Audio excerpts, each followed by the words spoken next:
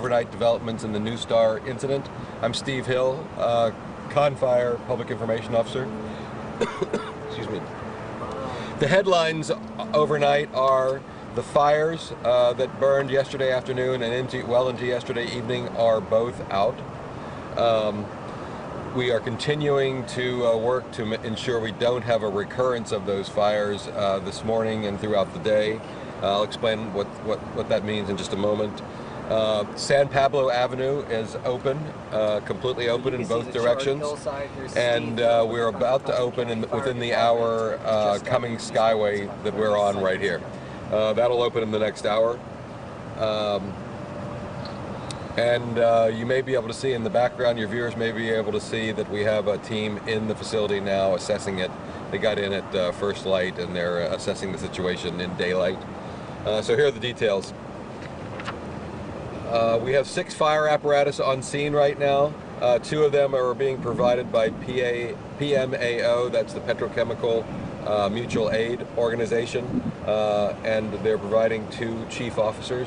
They're from Marathon and Chevron, our industry partners in this incident. The other 4 engines, fire engines and crews are from Crockett Carquinez Fire Department and the Rodeo Hercules Fire Protection District.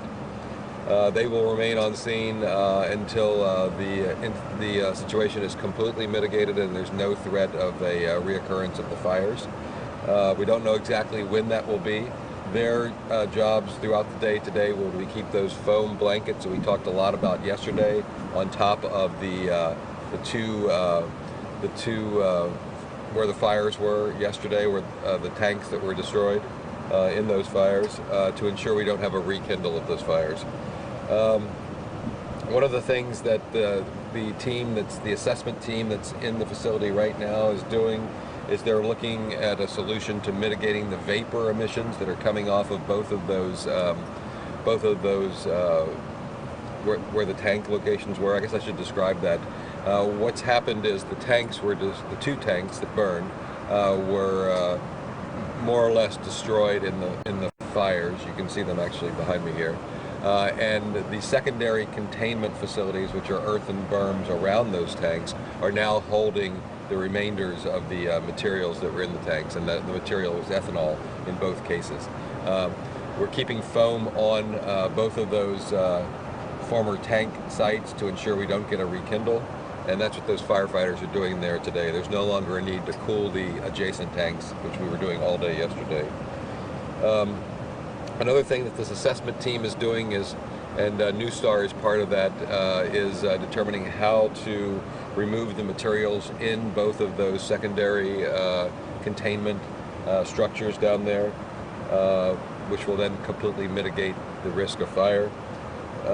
We're also examining the infrastructure to see what the possibilities are in terms of removing those materials, because some of that infrastructure, the pipes and valves and that sort of thing, were damaged in the fires, of course. There is one, we talked a lot yesterday about adjacent tanks that we were concerned about their structural integrity and their exposure to fire and flame. We're examining one in particular. We have some concerns about its structural integrity. We believe that it is safe. We want to make absolutely sure, and so that assessment team is in there looking at that one tank right now. The rest of the tanks we were concerned about all day yesterday, we've determined are in, they've maintained their structural integrity. They're safe. Cal OSHA is on scene with that assessment team, and we're making determinations now about next steps. I expect soon after this update, I'll probably get an update from that assessment team, and we'll probably do at least one more update later this morning. The entire incident is under investigation, and at this time, Confire's Fire Investigation Unit is leading that investigation.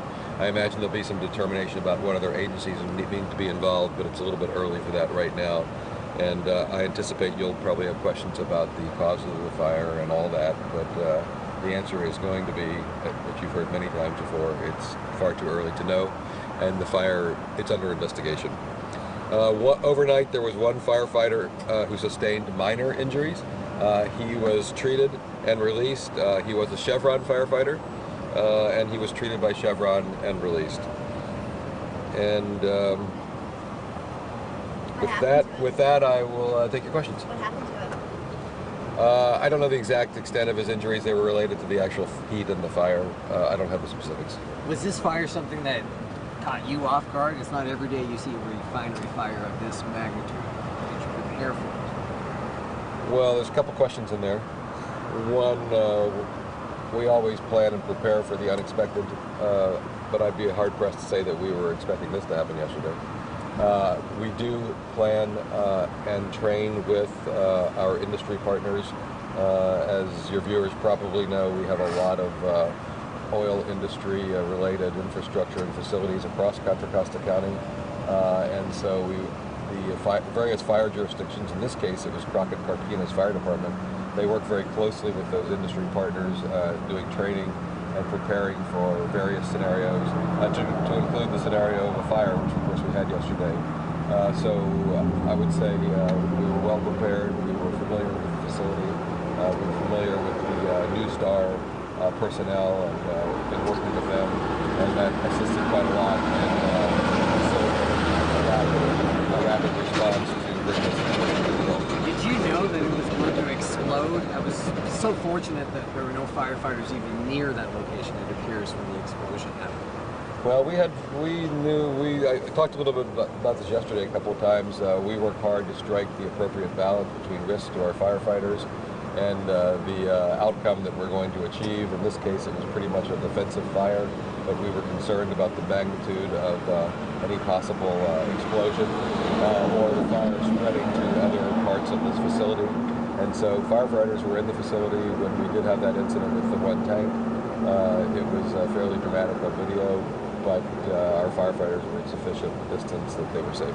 Steve, can you tell us what the status, I didn't hear if you said anything about the pipeline, what the status is of the pipeline going in and what your concerns might be there?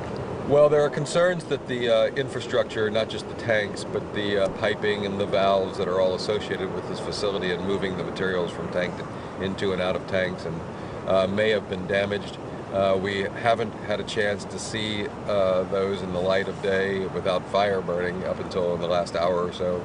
We're in there now assessing those, and I hope to have more on that later. I don't have any information on what the status of all that infrastructure is at this point.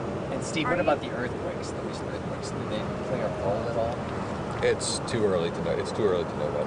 Are you able to confirm the amount of ethanol that was in the tanks? We heard about 1% of the tanks were full, but is that 250,000 gallons, or are there different amounts? The estimate from NuStar yesterday evening was that there were approximately 250,000 gallons of ethanol in the two tanks that burned before the fire together, and I don't know the mix between the two tanks. Okay, and so they were also saying that it was 1% full, so it's 250,000 1% full. I'll confirm that. I don't have that number. Okay. Is there any concern with schools, businesses, and homes nearby, especially, that may have brought in some of that black smoke into the HVAC systems, et cetera, considering the chemicals involved? At this point, I can say that there is no ongoing public health threat. As to what occurred during the hours of the incident itself, I'll have to refer you to county health, but I'll see if I can't get the answer to that question for our next update. As far as removal of the liquids here, I mean, is this going to be a hazmat situation? I mean, are they going to suck it out in trucks and take it somewhere else? Is kind of that concept? All that's being assessed right now. It depends on the state of that infrastructure that is in place to normally move those materials. We'll have to wait to see what the assessment team is able to tell us, what they discover in there, to determine exactly how those materials will be dealt with. Steve, we were looking at it earlier. Are still your concern? The two tanks, one, you can clearly see the lid blown off, but the remaining tanks are okay. We have three concerns. One is the two former tanks that their materials that they were holding are now being contained by the secondary containment facility, the dikes around where the tanks were. And then we have a third tank that we're a little concerned about the structural integrity. We want to make sure that it wasn't damaged in any meaningful way by the fire. We don't think so, but out of an abundance of caution, we're testing that tank to make sure. You tell us earlier this morning, and still right now even, your guys just continually, and a lot more earlier, were pounding just tons of foam down on the tanks that had already burned. What's the intention there? What does that foam do? So at this late stage? that foam blanket basically smothers a fire, and then it keeps oxygen from getting to the fuel. So of course, fire requires three things. It requires the fuel source, it requires oxygen, and it requires an ignition source. We're keeping that foam blanket on those two secondary containment structures to ensure that oxygen does not get to that ethanol that's in them, to prevent any possibility of a rekindle of the fires. Do you have enough foam to keep doing this, or? Well, it's an interesting question. Last night we had to put in an emergency order for more foam because we needed quite a lot. And so the simple answer is yes, we have enough foam. How much? Any idea in gallons, or how do you measure the foam? You know, I don't know, but I'll try and get that for our next update. When do you think that'll be? I don't know exactly because I don't know when the assessment team's going to finish. I believe that until they get out of the facility and report out to the incident commander, I probably won't have anything additional. So I just don't know at this point. It could be an hour, it could be 2 or 3 hours. But I'll make use of Twitter to let you know. Who do you You're put good in an at that. emergency order of foam to? Foam suppliers. Yeah. I don't know. And they got it here yesterday? Yeah. Wow. Yeah. So there's still ethanol in the tanks that were in jeopardy yesterday. Or they're gone now. They burned off. Are you asking about the tanks that are that exploded Yes. and burned? Yes. Did the ethanol burn completely out, or is there still ethanol in there?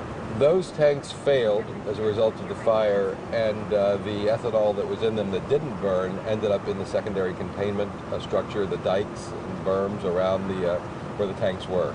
So that's still there, and that's what the foam blankets are on to prevent them from reigniting. You mentioned vapor emissions, so the foam is also containing that, or? Well, I don't believe that the foam is actually containing the vapor. I'm thinking about when you refuel your car at the gas station. You know, in California, at least,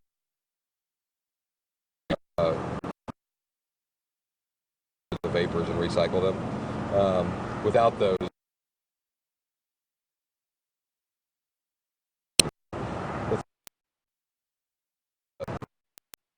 will be a naturally emitting vapor, which could ignite and it cause fire. So we're keeping the foam blanket on the ethanol to prevent it from igniting.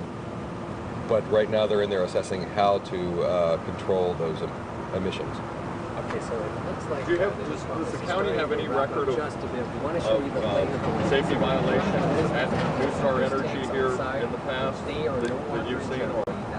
I don't have that information, and I don't. To be honest, I don't know exactly who would have those, but I'll look into that. Anything else? Thanks, Steve. Thanks, guys.